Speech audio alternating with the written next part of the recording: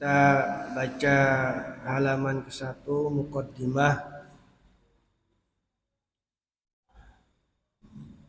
Bismillahirrahmanirrahim.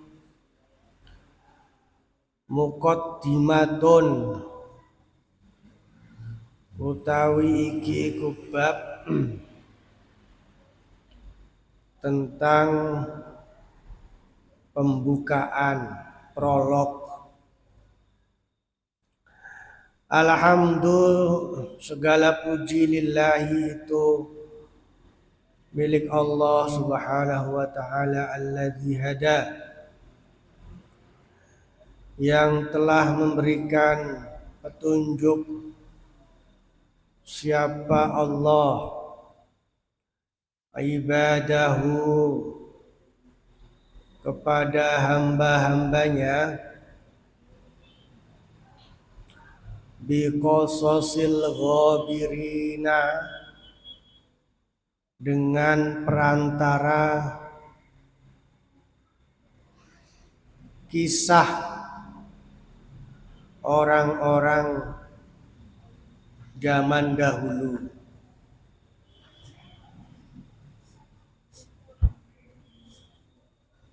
Jadi salah satu cara Allah memberi petunjuk kepada manusia itu lewat cerita. Makanya di Al-Quran itu Allah juga banyak bercerita.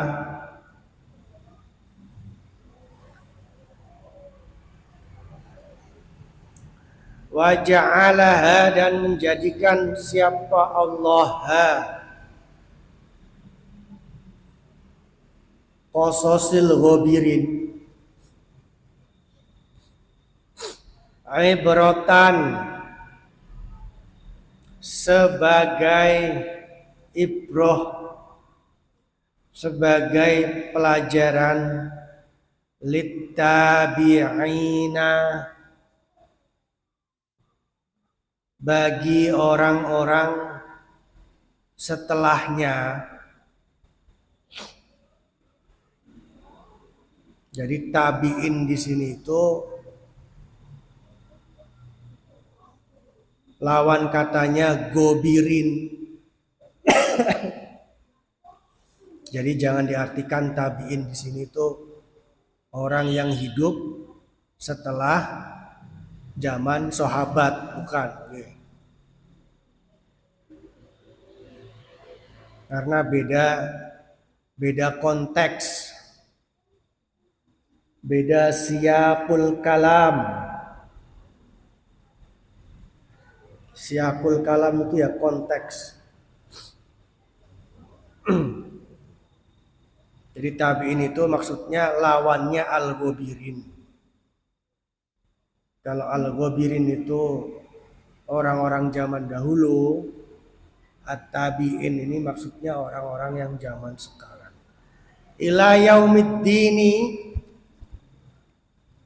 sampai hari kiamat.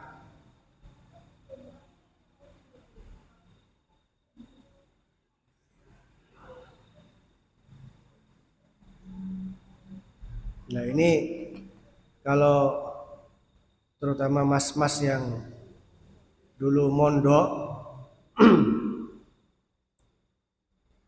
kemudian pernah belajar balaghah, ini namanya muqaddimah yang sesuai dengan muqtadul hal.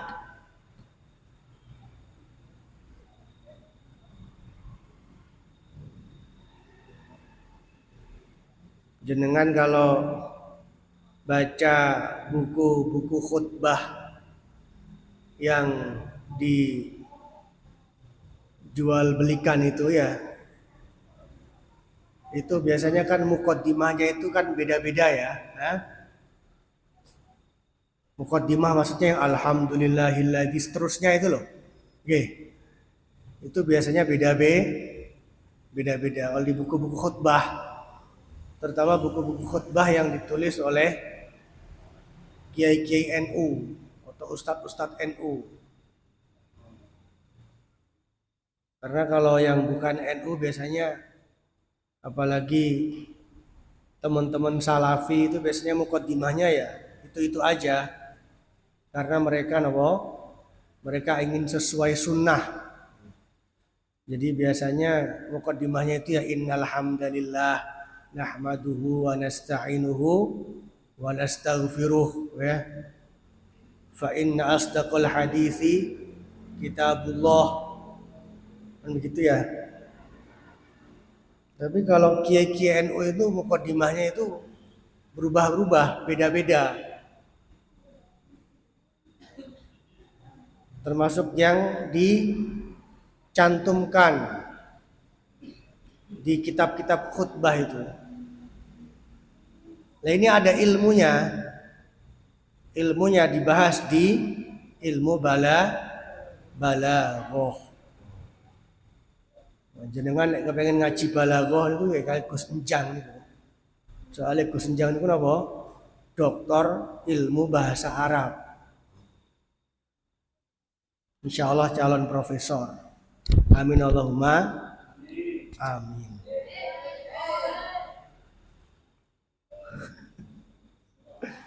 Yang penting aja lali syukurane Gus. Ya kan Gus Enjang lek profesor penting aja lali syukuran.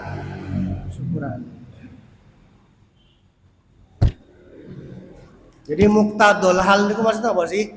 Muktadul hal itu maksudnya kita menyampaikan sesuatu sesuai dengan arah pembicaraannya, sesuai dengan temanya. Makanya kalau jenengan ini ya, jenengan baca kitab-kitab khutbah itu kan, kalau khutbahnya itu bahas Isra Mi'raj contoh ya kan, nanti mukaddimahnya itu berhubungan dengan Isra Mi'raj atau berhubungan dengan sholat kan gitu ya. Kalau khutbahnya itu berhubungan atau temanya itu bulan Ramadan, itu nanti mukaddimahnya juga Alhamdulillahilladzi faradhas siyama, kira-kira seperti itu. Itu namanya muktadul hal. Jadi memang ada ilmunya.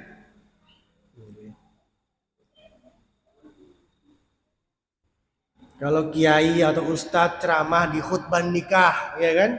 Khutbah apa? Khutbah nikah. Nikahane Mas Abdul karo sapa? Ummi Laila. Loh, Laila sing sitoke meneh. Ono dudu sing iku. Kalau yang itu kan udah itu ya, udah sold out ya.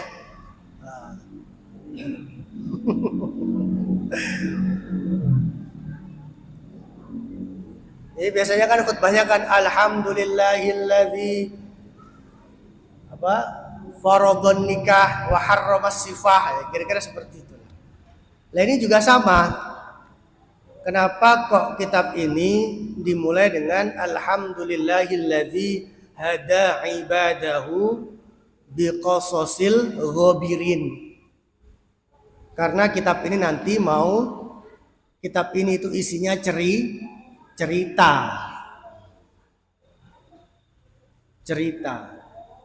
Ceritanya Kanjeng Nabi Muhammad sallallahu alaihi wasallam.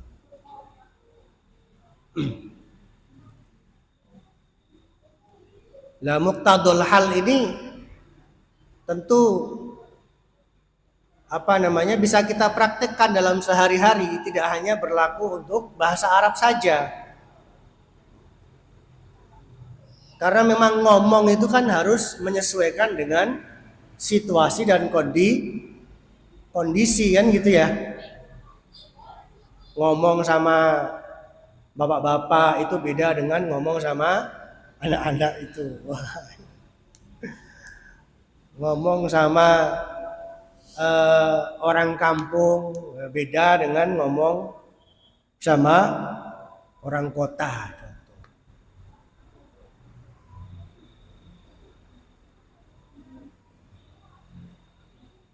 ngomong karo Kiai NU ambek Kiai dudu NU beda nggih. Jadi ada saya pernah punya teman itu ya, dia memang bukan NU sih ya. Ketemu Kiai NU atau Ustadz NU itu ya gayanya masih kayak gini. Masih kayak gini. Oh, ini beda, ini kan ngaji. Ini kan ngaji. Maksudnya ketemu ngobrol itu loh ya. Ketemu ngobrol di hadapannya. Padahal kan nggak umum ya. Memang kalau di ustadz-ustadz kayak apa ya, mungkin ustadz salafi gitu ya, itu biasa sih ya kan. Jadi muktadul hal itu prinsipnya kita bisa komunikasi baik secara verbal maupun non verbal menyesuaikan situasi dan kondisi.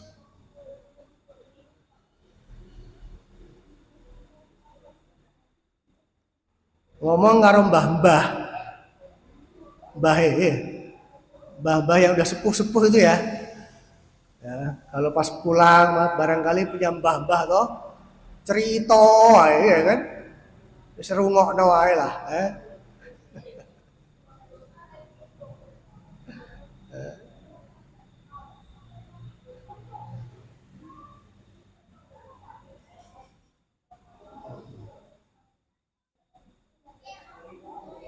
Sing repot niku sakniki niku ngomong karo wong sing seneng berita politik.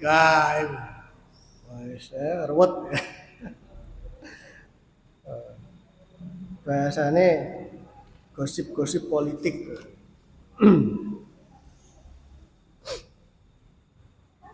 Jadi kita bicara balagoh sedikit-sedikit lagi.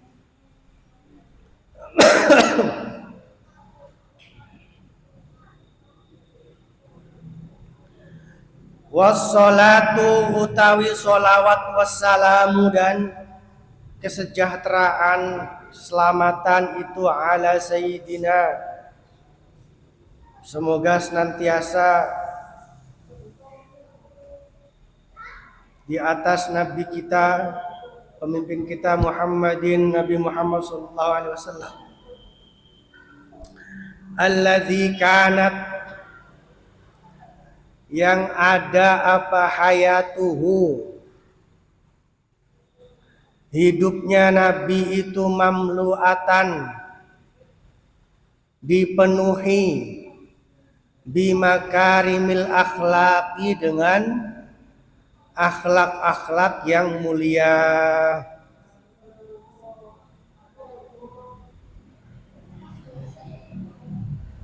wa mahasinis sifati. Jadi itu kemungkinan itu bukan bi ya, tapi wa mahasinis sifati, dan sifat-sifat yang bagus.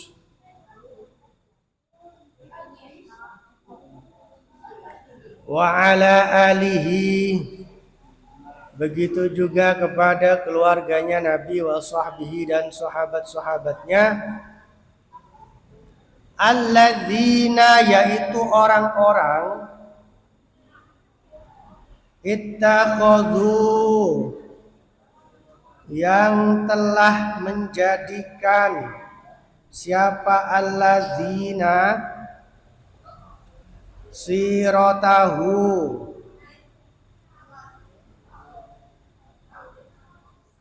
menjadikan sejarah Nabi, nibrosan sebagai pelita, linashrid dini,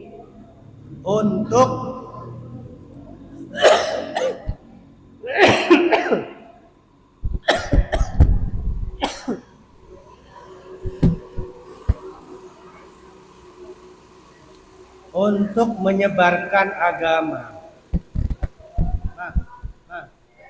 Ini gimana?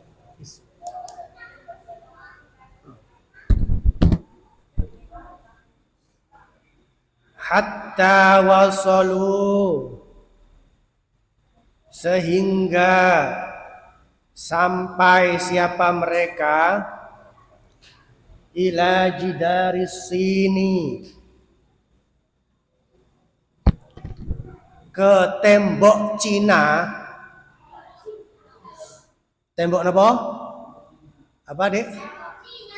Cina itu yang di.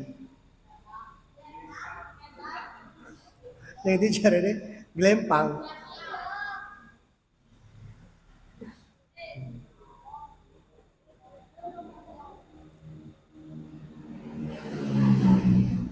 Syarqon, di daerah timur, wa qallaba, dan merubah apa ad-din, urubbatan. Urubbatan itu Eropa, napa?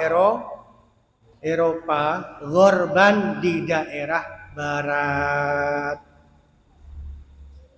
Karena memang diyakini ada sahabat Nabi, ada sahabat Nabi yang berdakwah sampai Cina. Nah, itu ada kuburannya itu ya.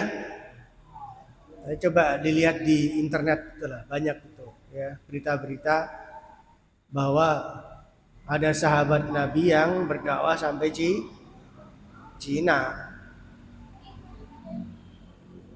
Tapi yang jelas memang Cina itu juga Muslim tuh lumayan banyak deh. Walaupun kalau dibandingkan seluruh populasi memang minoritas, karena jumlah penduduknya kan 1 miliar lebih ya. Tapi ada jutaan juga di sana. Nah, di Indonesia ini kan ada makam yang diyakini sebagai makamnya sahabat Nabi ya. Ada yang tahu nggak di mana itu? Glempang. Jadi katanya di mana? Glempang. Glempang. Di Sumatera Utara. Kalau nggak salah di Tapanuli. Cuman Tapanuli sebelah mana saya? Tapanuli kan banyak ya. Tapanuli Selatan ya kan, yang kemarin banjir tuh ya. Itu di situ ada makam yang diyakini sebagai makam sahabat Nabi.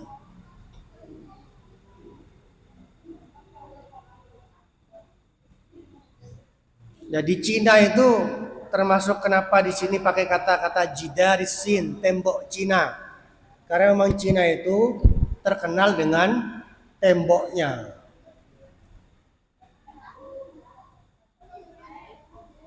Yang menjadi salah satu keajaiban dunia.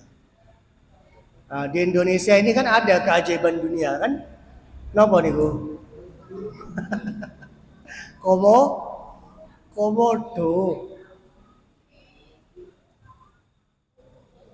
Jadi manusia kalah ajaib kayaknya ya. Kalah ajaib sama komodo. Makanya yang jadi keajaiban dunia komodo.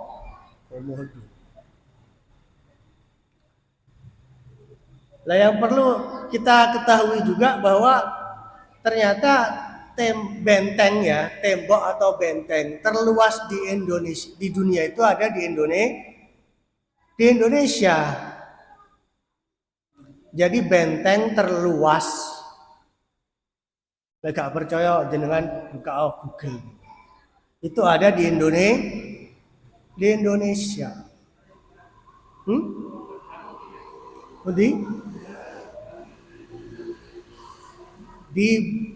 Dulu diyakini ada di Buton, Sulawesi.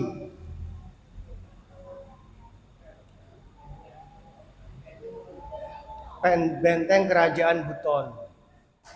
Cuman tahun kemarin itu diukur lagi, ternyata ada yang lebih lebar. Sama-sama di Sulawesi juga. Beda pulau aja. Di Pulau Muna. Kalau tadi kan Pulau Buton. Pulau Buton sama Pulau Muna itu sama-sama di wilayah Sulawesi Tenggara. Sultra. Nah, nanti jenengan kalau ketemu Mas Nuh, nanti jenengan tanyain dia sudah sampai benteng Buton. Benteng Buton itu katanya benteng terluas di dunia. Itu udah ada rekor muri sama rekor dunia juga. Cuman setelah diukur lagi ternyata benteng di pulau sebelahnya itu lebih luas.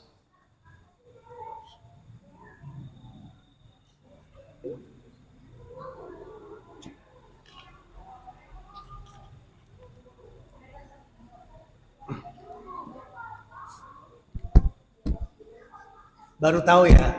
Oh, baru tahu. Makanya kita itu harus berusaha untuk lebih kenal lagi dengan negeri kita sendiri. Wa qallaba urubatan, dan merubah Eropa. Urubah itu Eropa. Jadi dakwah Islam di timur sampai Cina, di barat sampai Eropa.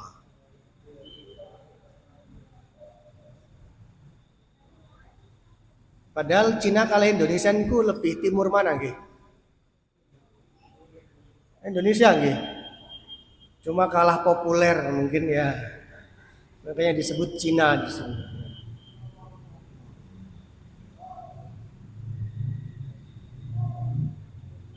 Kalau di Eropa ini Islam itu masih sedikit lah ya.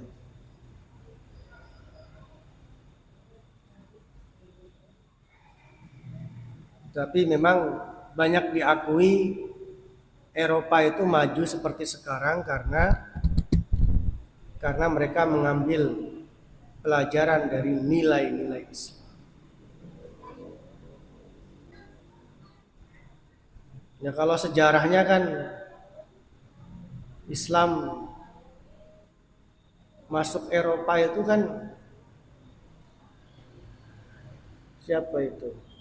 Ya sejak zaman itu ya, Tariq bin Ziyad itu ya. Oh. Nah, dulu kan ada kerajaan Islam besar kan di Eropa itu kan. Nah, kerajaan apa namanya? Santri, kerajaan Islam besar di Eropa dulu di mana? Andalusia. Andalusia niku sakniki napa? Sakniki negara napa sakniki? Boten Spanyol. Nah, dulu masuknya itu lewat Maroko ya. Karena Maroko sama Spanyol itu nyebrang aja lah. Maroko yang kemarin kalah sama Senegal itu loh.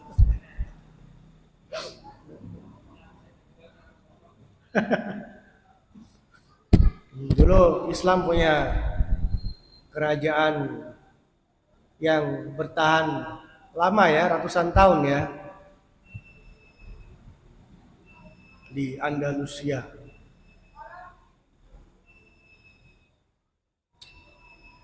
Dan sampai sekarang masih ada itu ya, kerajaannya itu ya, Istana Alhambra. Konon katanya kenapa di Spanyol masih bahasanya itu masih ada LL tuh loh ya, El Clasico ya kan. Itu L itu ya katanya ya dari al gitu loh. Bahasa Arab kan ada al ya toh, al kolamu, al kitabu, jadinya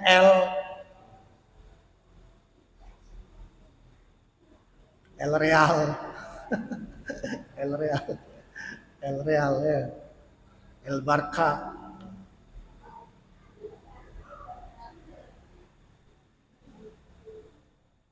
Nah, sebagai penutup ya, karena kita sudah ngalor ngidul dengan Tapanuli, dengan Cino, dengan Spanyol gitu. Jadi kalau kita lihat dulu, dan itu fakta sejarah ya, di nopo jenenge Di Spanyol ada kerajaan Islam, hilang. Di Demak dulu ada kerajaan Islam, toh hilang. Tapi Islamnya kan masih ada, ya. Islamnya masih ada. Walaupun kalau di Spanyol ya udah kayak tinggal dikit lah ya kan. Karena memang sebenarnya yang paling berjasa dalam penyebaran, dalam eksistensi agama Islam itu adalah para ulama. Para ulama, dudu raja-raja itu, bukan politisi-politisi itu, ulama. Makanya walaupun kerajaan ya kan Umayyah hancur, Abbasiyah hancur ya kan, Utsmaniyah hancur, ya Islam jalan terus karena masih ada ulama.